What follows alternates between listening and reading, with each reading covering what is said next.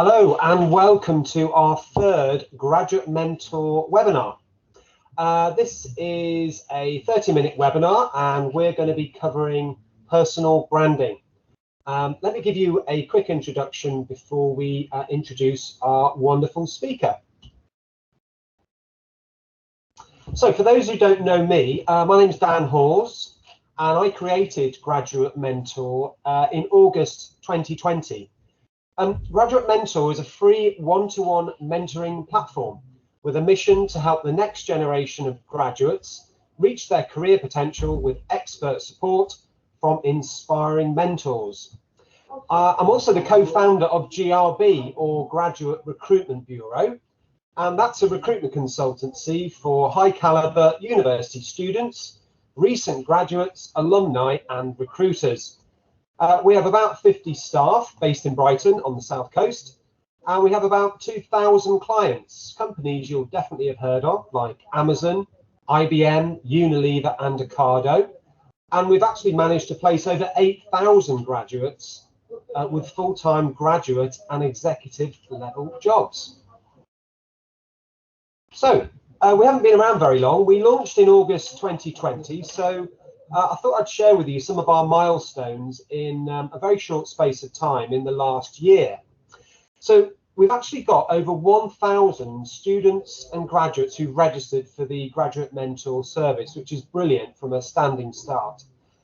We have 240 mentors that have onboarded with us as well. These are very inspiring business professionals who kindly volunteered from a variety of different organisations such as Facebook, Google, Coca-Cola, the Army, and the University of Nottingham, to name but a few. So we're delighted to have mentors getting involved with the programme and helping out students and graduates over Zoom. Now, we've actually had over 577 mentoring sessions successfully completed, which is brilliant. And we've had over 13 success stories. So these are with individuals who've had mentoring sessions and have gone on to find work, or maybe improve their CV, or perform better at interview, or be prepared for assessment centres. So we're constantly adding to our success stories. We have quite a following on social media. At the moment, we have over 360 Instagram followers, 193 are following us on LinkedIn, and on Twitter, 163 people are following us. Facebook, we have about 125 followers, and we've also run over 6 webinars so far. Now, these have been with a variety of different universities, like the University of Bedfordshire, University of Middlesex, to name but a few, but also these special events where we invite mentors coming in to give these workshops. And this is our 3rd workshop so far. Just a quick mention to our partners. So Graduate Recruitment Bureau are putting a lot of resource into the programme, but we also have some other partners, namely SureServe Group and Softwire, who are kindly providing us some financial funding to sustain this programme for future generations. So a big word of thanks to our partners. So our presenter today is a person called Connall Pugh. Now, Connall is the founder of Axes ProGrad, which is a project to help final year students and graduates with their personal branding. Personal branding is a tool that many people don't use to its full potential, and that is where ProGrad comes in. He's 24 years old, and he's used personal branding all throughout his life to help his career and gain experiences he wouldn't necessarily have had. He's been at Axes Digital, which is a digital marketing firm in Leicester, for about 6 months, and he's recently been made Director of Business Strategy. Connall, over to you. Good morning all, and thank you very much, Dan. I'd just like to say it's a privilege to be here, and I hope those that are watching find it useful. As Dan said, I'm Connall Pugh, the founder of Axes ProGrad. I currently work at Axes Digital, I've been here 6 months and I've progressed pretty quickly, and they've also enabled me to start this project, which is ProGrad. So yeah, here we go. So the plan for today's event is to talk about my story. So the reason why I thought that's relevant is sort of give me I suppose, some credibility as to why I feel like I can talk about personal branding and why people such as yourself should be using it to help yourself get into employment. I always say that everyone is the same, but also everyone is different, and it is the differences that will set you apart from the rest. So today's plan, is talk about my story, areas where people go wrong, problems and solutions that come up when trying to find a job, and what sets you apart. So for anyone that doesn't know, which probably won't, this is what I look like. That's me. And I was born and raised in Leicester. Even when I moved into my house with my girlfriend, I only moved about 4 miles away from the house that I grew up in. I actually studied in Leicester as well, so I didn't travel too far. So I'm quite familiar with how Leicester works and how, where local businesses and stuff like that, and especially more so in the role I am now. I love a good burger. A bit of a personal thing to know. If I was on death row, I'd choose a burger and a milkshake all the time. And whilst I was at university, I can proudly say that I tried each and every single burger at Handmade Burger Co. Because fortunately for me, it was like a 3-minute walk. So most lunchtime I was in there trying a different burger. And I failed my A-levels. So many people think university, you sort of have to get your A-levels, and then off you go to university. For me, I actually failed my A-levels. I'd done 1 year of A-levels, done okay, and then during my second year, I had hit a road bump, shall we say, and failed my A-levels, which sort of was a hurdle to get over. It sort of left me quite lost, didn't know which way to turn. I sort of knew in the back of my mind the university was for me, but obviously not having good A-level results meant that I couldn't go to university. So I had a long, hard think, and then I went to a different college to do a BTEC diploma, which allowed me to gain enough UCAS points. And then obviously I went off to university. And during my time at university, I was invited to speak at the United Nations headquarters in New York. My degree was in law, so I was very focused on international law, which led me to do this amazing project and sort of enabled me for this platform.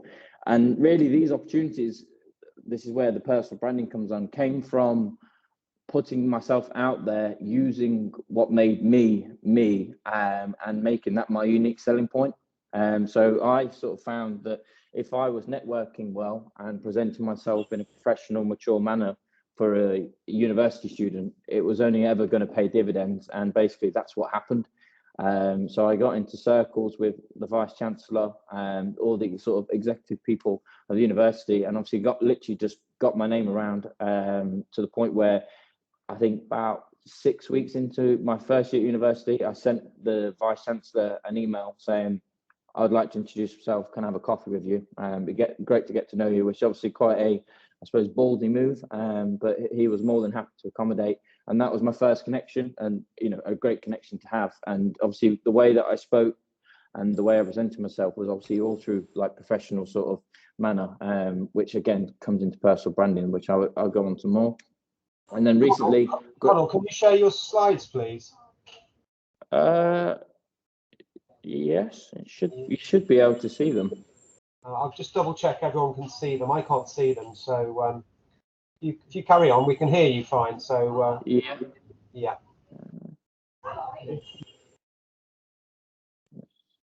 I can't see anything. Thank you. Yeah, that's. I can't see anything. So I can just see the desktop. Yeah. I can't see anything. Okay, nearly there. Lovely. Thank you, Connall. There we go. Lovely. I'll let you carry on. Thank you. Yeah, that's fine. So I'll skip through these. So most recently, I graduated from law school, which to date is probably my greatest achievement. This was last year, so I'm very fresh out of university. Obviously, had to contend with the pandemic, like I imagine most people listening in had to do as well. So I went through a roller coaster of about, I don't know, probably 4 or 5 years, and came out with a law degree. That sort of put me now. And then when I graduated law school, I managed to get a job through LinkedIn in a wealth management firm, which didn't really use my law degree, but it was great to have a job as soon as I graduated. And that again came from me being very professional on LinkedIn, speaking in a professional manner, highlighting myself as an individual in terms of the way that I thought, and just being confident enough to be myself. Whereas a lot of people, and I find a lot of, like when I was at university, careers talk are very sort of structured, which is great. You know, it's a good platform to build from, but it doesn't really allow you to be you. And at the end of the day, that's what an employer wants. They want someone that is themselves and not just trying to tick a box in order to get a job. Again, I cover this more as I go through. So yeah, so my background, I'm a rugby player. I'm currently injured. I actually managed to break my hip 4 weeks ago, which was a good knockback. Yeah, so I studied law, and I worked with law during my university, which is how I got the role at the United Nations. And then I went into the world of finance, and now I'm in the world of digital marketing, which is quite an interesting journey. And it's also the point to really take from that is no matter what you do, it isn't final. Obviously, I started law school with the intention of being either a solicitor or a barrister, then quickly moved away from that, looked at obviously international law, done that for a while. Then I was like, okay, I kind of like finance. I like the idea of, you know, dealing with people's money and hopefully making a lot of money myself. Didn't quite fit me, and now I'm at a digital marketing firm, and I think that's quite an important lesson. A lot of people, and it's certainly how I thought, that when I graduated university, the job that I got when I graduated was going to be the path that I'd walk down for the rest of my life. When in fact, you know, most paths have many different ways that it can take you, and it's just enjoying that journey and being confident in yourself, not knowing what the future may hold, but having that inner confidence that no matter which path you take and which direction you will walk, there is always, you know, an opportunity to take with both hands. So these are my personal thoughts, and I've spoke to other graduates and final year students about areas that go wrong. And one thing that I pick up, so I heavily use LinkedIn quite a lot. And I notice with particularly graduates and final years that they have quite incomplete and unprofessional looking profiles. I myself was one. When I graduated, was coming up to graduation, my profile picture was me with a beer in my hand. And fortunately, I wasn't trying to, you know, be work in the beer industry or the brewing industry or anything. So it wasn't quite the look that, you know, you should be going for. So that's one thing that I pick up quite a lot. And incomplete profiles, they take seconds to fill out. So that could literally just be your education, what you're studying, a little bit about yourself, because really LinkedIn and any social medias, which is obviously the next point, is a window into your personality and who you are. And people forget that it's very visible. You know, it's the World Wide Web. Literally anyone around the world can access and have a look at the sort of person you are. And as an employer, I can pretty much guarantee that is exactly what will happen. They will have a look through your LinkedIn. They'll have a look through your social media accounts to see what sort of person you are. And I know some of my friends. He went for an interview at quite a prestigious law firm, and the first thing that they put on their desk was a picture of him being very drunk outside a nightclub, and put it on the table and said, "Could you explain this?" And people forget that, and people forget, like, if you have, you know, public Instagram or whatever, that anyone can look, and it's more and more common practice for employers to go through social media accounts such as your Instagram to make sure, you know. I've lost your slides again, I'm afraid. I'm not sure what's happening there. What can you see now? Sorry, Dan. We can't see your slides. I've not moved them. No. Let's have a look. I think someone else accidentally shared their screen, which overlaid it. Right. Okay. Give me 2 seconds. Thank you.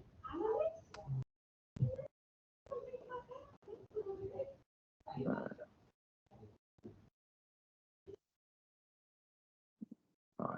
Are they back? Yes, thank you. Just a word to our guests, just please make sure you're on mute, and just try not to accidentally share your screen. Thank you very much. Thank you, Dan. Yeah, so they're very key points, because people, you know, and it then falls on to my third point, is not researching enough.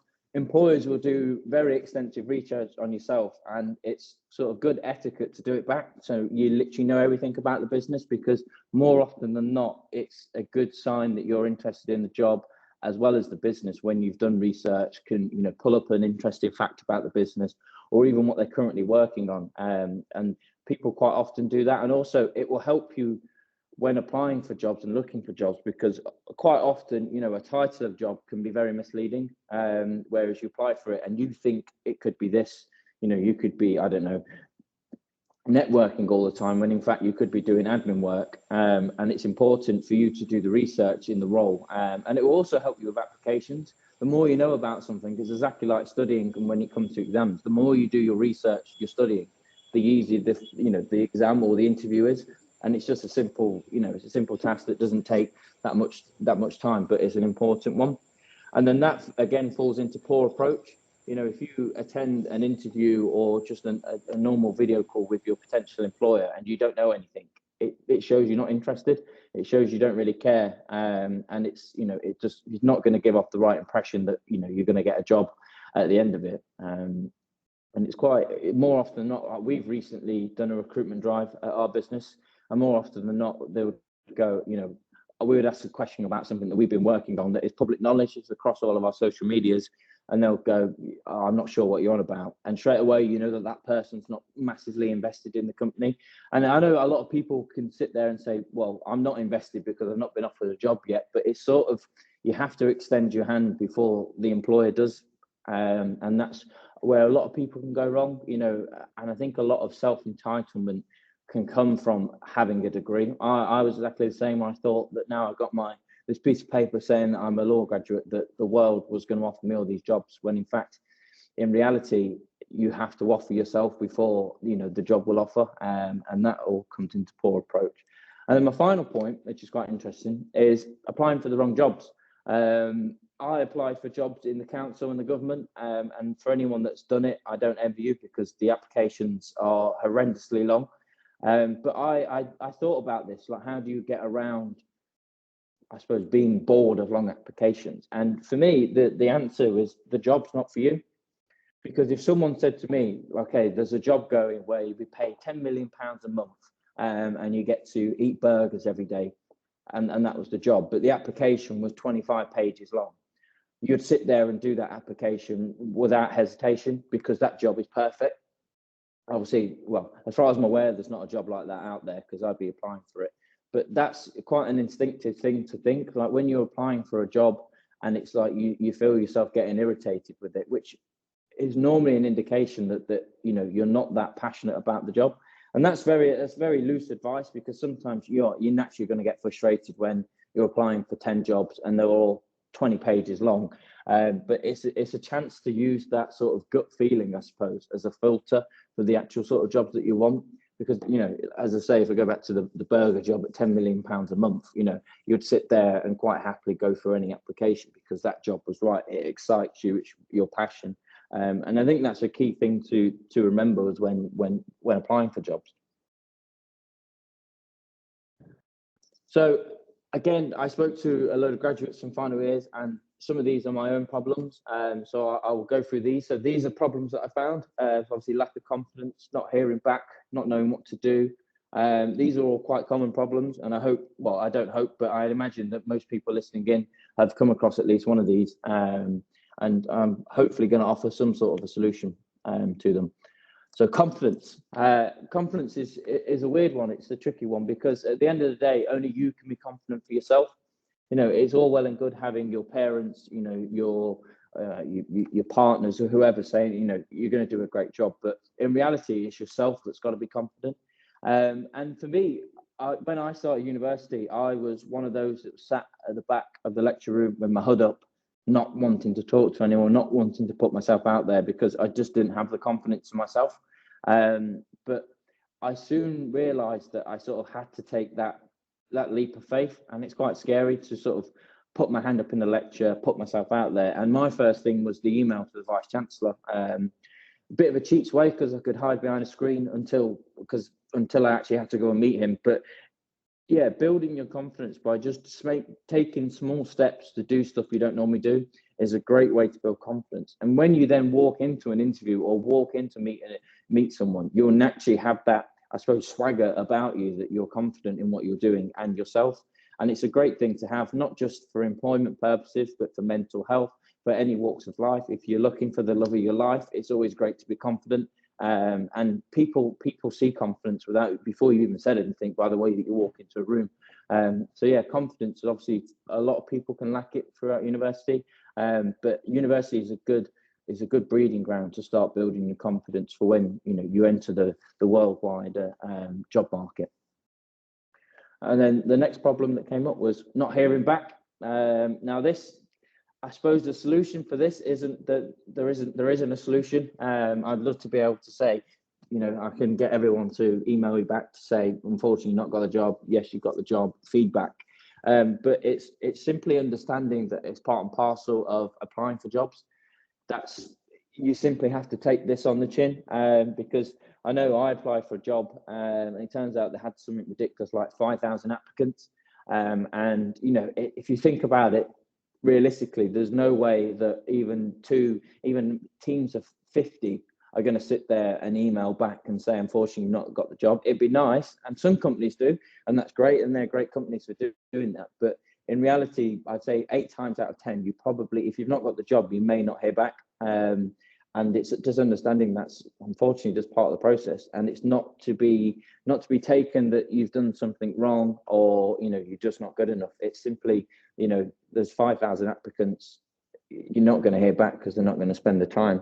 And I always sort of, I suppose, a positive spin is if I don't hear back, the job wasn't for me anyway, which is quite often the case. A lot of people think, oh, what did I do wrong? What did I say wrong? When in reality, the job doesn't fit. So everyone thinks that they should get the job, but the job has to suit the person as well. And that obviously comes into understanding that you might just not hear back, but it's not to be taken as a knockback. It's just to be taken as simply a small bump on the road to finding your job. Finding a mentor, this can be quite difficult, and obviously, ironically, we're speaking on a graduate mentor. Some people find it difficult to find a mentor, but there are great institutions such as the one that we're doing I'm doing this event on. But also, is finding a mentor is not just finding a mentor; it's finding the right mentor. Whether that is finding a mentor that's doing the job that you want to do, or is from the same background, same interest. It's quite an important thing. So I found a mentor which helped me a lot. For those that don't know, this is Soups. So the chap on the left with the elbow up is Harvey Specter, and the guy on the right is Mike Ross. Harvey's well-established lawyer. Mike Ross is trying to become like him, and he, not quite his mentor, but in a way is his mentor throughout the show. And it's finding someone with experience who's walked the same path as you, because I find that if you find someone that's walked the same path as you, they know quite more often than not where you shouldn't be going and what they did wrong. They tell you what they did wrong, and it allows you to avoid that, and it allows your, I suppose, experience, your knowledge base to grow a lot quicker because you avoid these speed humps in the road. So finding a mentor is a great way of really increasing your chances, because people have experience that they're more than happy to instill. Like myself, my door's always open. I'm always happy to help anyone that sends me a message, email, LinkedIn or whatever. And it's just finding those good people that are willing to help you through their journey, because more often than not, they walk the same path just as myself. I've had difficult times trying to find a job, and now thankfully I'm in a good role, and this is my opportunity to give back, which is why I founded ProGrad. No experience. Now this is interesting, because I've applied for graduate roles where they want 6-8 years experience. Bearing in mind, I graduated less than a year ago, so unless I started when I was at high school, it's going to be impossible. And again, the only solution for no experience is getting experience, but it's understanding that you don't necessarily have to get direct experience. So like say if it was a media role, obviously the chances of you working in a media company whilst you're at university are slim. But if you say, I know at my university we had our own radio sort of station, podcast stuff where people could volunteer, that's experience. And the way that you word it on your CV, you don't have to say, oh, I volunteered on a makeshift podcast or radio station or whatever. You say that you have experience, producing podcasts. And this is where the personal branding comes in, is wording it in a more professional manner that gives you more credibility. Because there's no way, obviously there's loads of jokes out there that say, this job requires 25 years experience and you're only 22. It's just impossible. But you can gain experience indirectly, sort of thing. Like I say, with the podcasting is a great example. And when you write it in your application, is wording it in a professional manner. And they will ask you and say, oh, okay, what did you actually do? And it's more than okay to go, oh, actually, it was just a radio station at my university. But they'll appreciate the professionalism that you brought to your application. And you do actually have experience at the end of the day. It's not, commercial or corporate experience, but it's some experience. And those experiences are what put you above the rest. Because I always remember when I was at university, some wise old man told me that at the end of the day, everyone's going to come out with a degree, but what is it that's going to separate you from the rest? And that's the same for any job role. Everyone has a job to do, but what can you do to go that extra mile? So when you then apply for your dream job or your next job, whatever it may be, you have that edge on other people. So, everyone that I knew at university come out with a law degree, but not everyone did all the society work, the volunteering, the stuff like that, which allowed me to sort of be above the rest. Long applications. So I covered this earlier. It's always disheartening when you see, 25 little dots at the bottom, knowing that you've got to fill them out. But as I say, I feel like if you're put off by it, it's a sign that the job isn't for you, because it's not making you passionate enough to want to push through this hurdle of a long application. It's like training for a marathon. If you really want to do it, you do the work. But if you don't, you just sit on your couch, sort of thing. And it's the same sort of thing. If there's a goal that you really want, whether that is this dream job, and there's a long application in the way, if it is really, really absolutely what you want, you will push through that application and get that done. And it's quite important to remember that, is because I know when I was applying that I applied to be a chef, I applied to work for the council, applied to work for the government in the civil service, and they all had long applications, and I was put off by them. But in reality, it wasn't really the application that was putting me off, it was actually the job, because I wasn't passionate enough about it. And it took me a while to realize that. And it's a good, I think that if you take anything away from this event, it is remembering that thing, because more often than not, job applications are annoyingly long. And yeah, it's pushing through that if you really want the job at the end of it. Not knowing what to do. So I suppose this goes to people that have graduated or coming up and still don't have a clue what they're doing. And that was me. I, had a law degree. I was like, okay, but I don't want to go into law. What the hell do I do? And it's absolutely fine not knowing what to do. I've jumped through 3 industries in 2 years. And it's more common these days to to move around jobs. I'd say back when I was at school, people was telling me that you go to high school, do your GCSEs, you do your A levels, off to university, you find a job, and that's you done until you're 65, or I think it's 68 now for myself. And that was quite daunting, when in reality it's absolutely fine not knowing what to do. And this is where being confident in yourself comes in, because if you're confident in yourself and your abilities, you won't mind not knowing what to do, because whatever does come up, you have the confidence in yourself, and your ability will allow you to do a good job and succeed. And again, that is a really important role, because I think that is missed in a lot of universities, or even just higher education, is that more often than not, especially in this modern day, there are so many different types of jobs in so many industries. The world is, I hate to say it because it's very corny, but the world is your oyster. And more often than not, when people can't find a job that they really want, they make their own job, they make their own business. And that is, I suppose, the beauty of this day and age. Interview skills. So this is a key one. So a lot of people don't have good interview skills, and this obviously comes to how you hold yourself in interviews. This goes back to the earlier points of making sure you've done the research, making sure your social media is all either private or not embarrassing. Like my friend, I can imagine how red he went when he seen himself, blackout drunk on an interview in front of his potential employer. Funnily enough, he didn't get the job, by the way, so it's definitely not a good thing to have your potential employer sitting. But interview skills, so This can come from your mentor. You can literally ask someone that you work with or study with to sort of do a mock interview.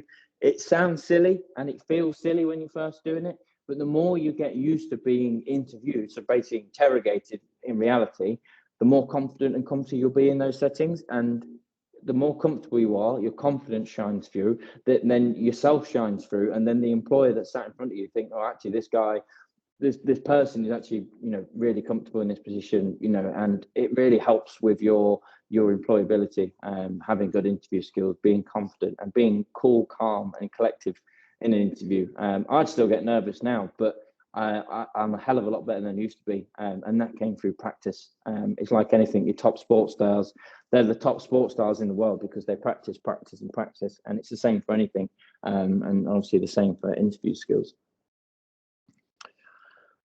Finding the right job, again, this sort of links into not knowing what to do, and it's having hope that the right job will come along, and that can sometimes mean taking a job just to get some money in your pocket.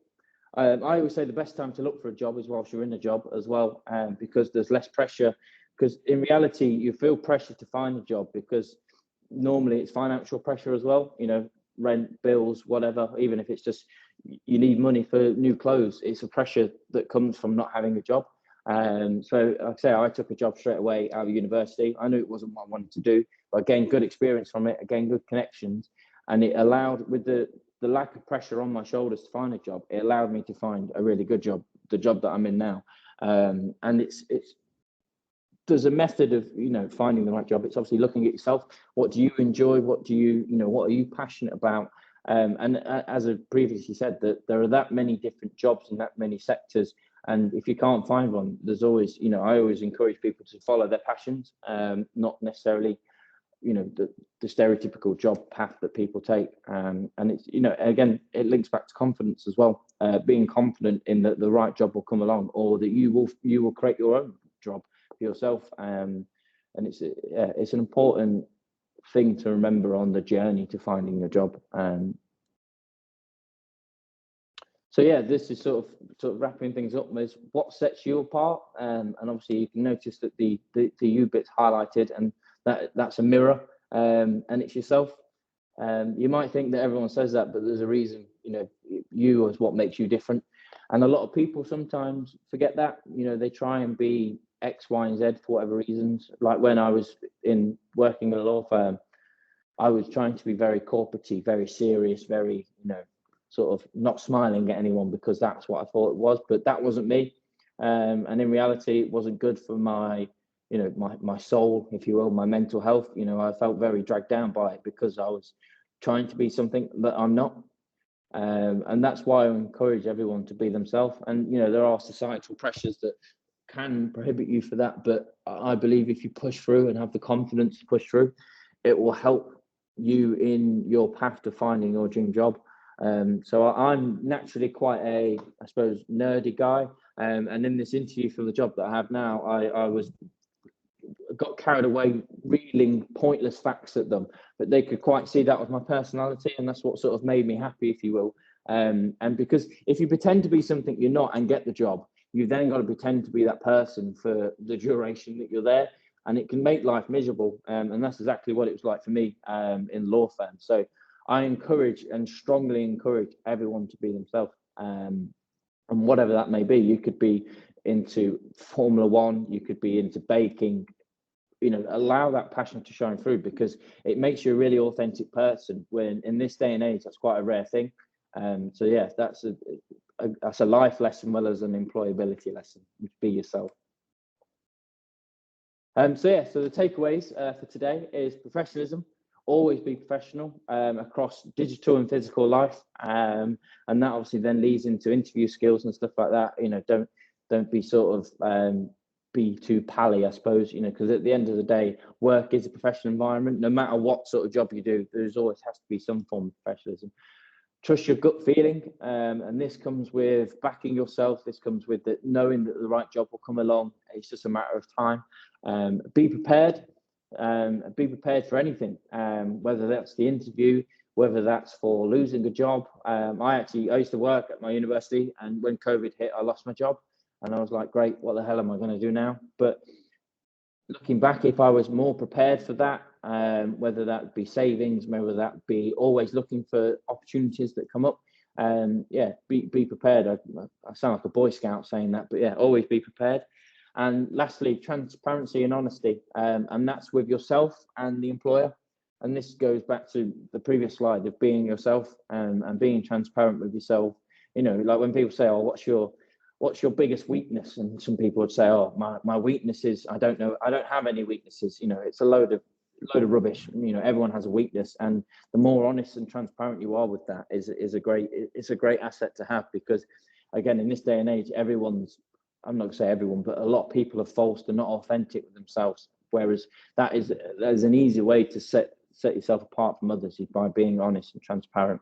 And it's helped me in my career. You know, I've held my hands up and said, I've not got a clue what I'm doing, or I'm not very good at this. And it's also an opportunity to then develop yourself. If people know about your weaknesses or weak areas, more often than not, there'll be someone out there that will want to help you grow, and that weakness will soon become a strength. So yeah, I sort of offer any questions either here, or feel free to email me, or find me on LinkedIn and ping me a message. As I say, my door is always open. You know, I've been where you are a couple of years ago, and now, you know, this is my passion, to help people, you know, through their journey into finding their dream job. So if there's any questions, those are my details. So yeah, please, you know, send any questions, or even if it's just a conversation, looking for some mentorship, yeah, my door is always open. So yeah, and thank you all for listening as well. Thank you. Connall, that was brilliant. Thank you so much. I said at the start that Graduate Mentor has over 200 mentors who are inspiring business professionals, and I think you're a brilliant example of that. So thank you for sharing your journey since you graduated, and also, you know, sharing a lot of other things apart from personal branding advice. You know, you talked about some of the setbacks you've had and the challenges, which is so useful for our audience to hear about, that you've come through it, and you've given, you know, you've given us plenty of examples of how you can overcome those obstacles, which, you know, face all of us. So on behalf of all our guests who've come along today, thank you for sharing your journey, Connall. We do appreciate that. Thank you. It's been a pleasure. Brilliant. And perhaps we can grab your slides and I can share them as well. Yeah, absolutely. Yeah. And people can contact you on LinkedIn or your email, or even go onto Graduate Mentor and check out Connall's profile there. If he's delighted to volunteer and help you over Zoom with anything to do with personal branding, CVs, interviews, a whole range of things by the sounds of it. So thank you also for being on the platform and sharing. If you do have any questions, we've run out of time, I'm afraid, so I do need to let Connall go. But do email either Connall directly or myself, and I'll be happy to share the slides with you and maybe answer any questions you may have. So thank you very much, and have a great day, everyone.